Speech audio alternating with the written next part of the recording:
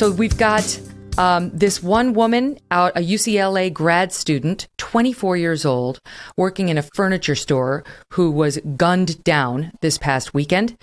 We've got a woman on the New York City subway, 40 years old, shoved to her death as an oncoming subway train came. With absolutely no possibility of saving her own life. And in East Harlem, you've got a 19-year-old girl killed at a Burger King as she was totally complying with this guy's demands to hand over the cash from the cash register. And he still shot her in the head and she was killed. That's just the latest. Your thoughts on where we're going and how we got here? Well, I'm pretty pessimistic, quite frankly, Megyn. The future, at least for New York City, and probably in the short term, because New York will always survive, is bleak. We see Alvin Bragg, a George Soros promoted district attorney, who took the radical step of putting out a memo that said, we're just not going to prosecute a lot of crimes, a lot of felony crimes, robberies, for instance, that sort of thing. We're going to make the transit system free. We won't prosecute anybody for fare evasion. We won't prosecute anybody for resisting arrest. And this is emblematic of what these other so-called progressive district attorneys have done and are doing in 25 cities throughout America, supported, promoted, funded to a large degree by George Soros and his Open Society Foundation.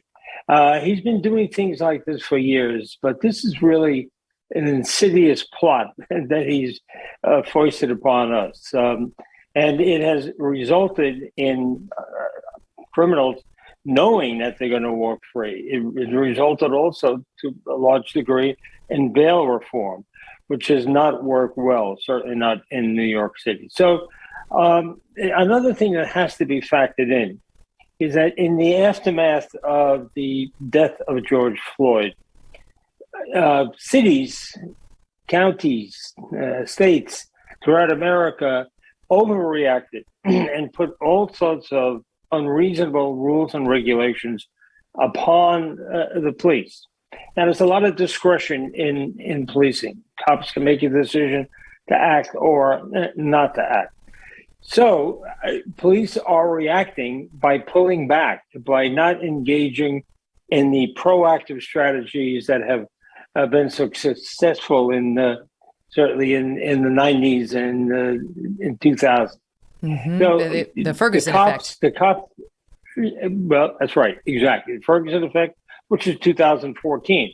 And we've seen the Ferguson effect to a certain degree up until George Floyd death, but then there was a sea change, major sea change. Cops have gotten the message: don't do anything. We don't want you to do anything, and they don't want to do very much because it jeopardizes their job, it jeopardizes their family's well-being.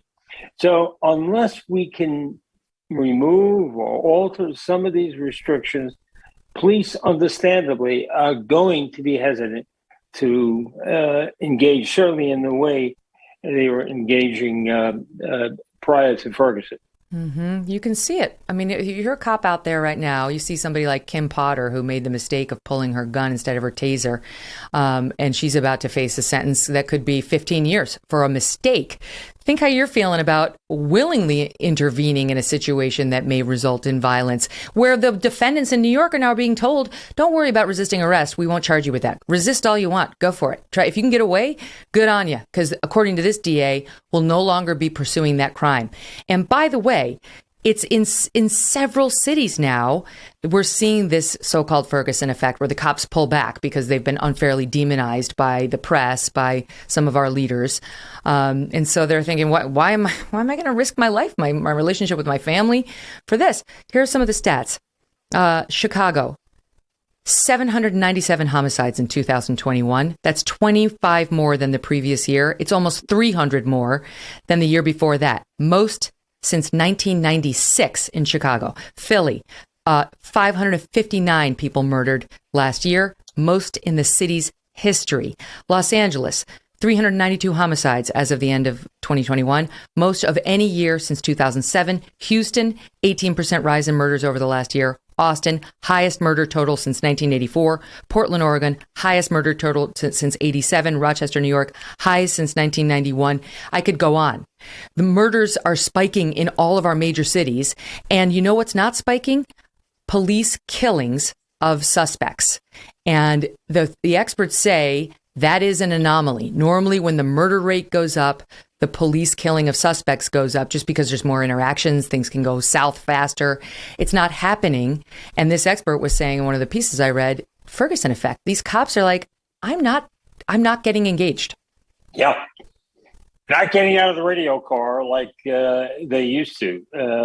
They're delaying, they're holding back because they are concerned that they're going to do something wrong or something perceived to be wrong, and their job is at risk.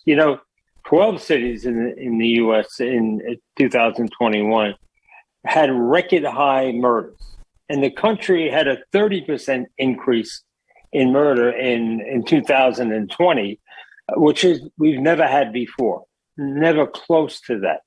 So, I attribute so much of it to the abuse that cops have taken of these regulations and rules.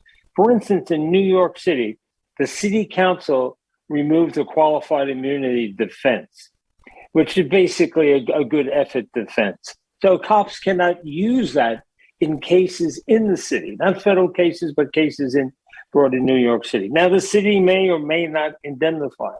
So that is a clear signal to hold back. In many ways, the advocates for defunding the police have gotten what they wanted because cops are leaving. New York City lost, I think it's about 5,500 police officers in a year and a half, about half to retirements and half to just leaving, to resigning. We've never seen anything like that before. So this is why I'm pessimistic. I think you're going to have to show a lot more support to police officers and perhaps even remove some of these restrictions before we're going to see a major change.